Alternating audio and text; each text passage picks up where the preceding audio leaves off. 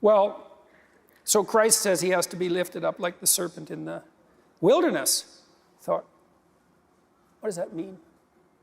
I thought a lot about the relationship between the serpent in the Garden of Eden and the idea of Satan, because there's an association there between those two ideas, and that's a very strange association too, because there's nothing in the biblical story in Genesis that indicates that the serpent is Satan. Like that's an idea that aggregates across hundreds of years or thousands of years, that equation. And I tried to think that through. I thought, well, the snake is the thing that threatens us, and that's true biologically.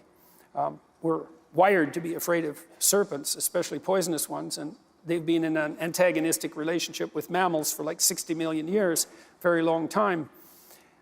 But in some sense, the idea of Satan is, he's the ultimate in serpents.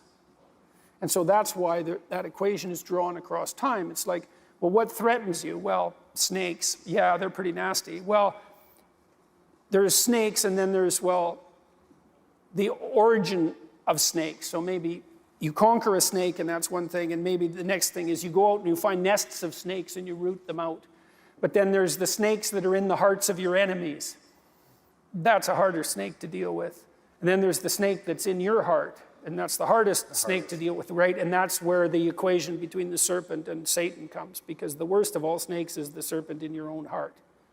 And so there's a psychologization of the idea of the predator, and it becomes something that's more spiritual. It's that you're most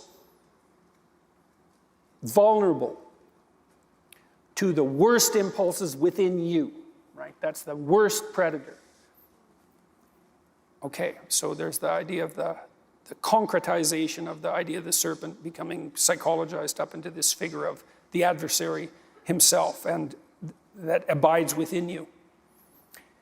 Analogously, perhaps, is this reference that Christ makes to himself in relationship to the snake.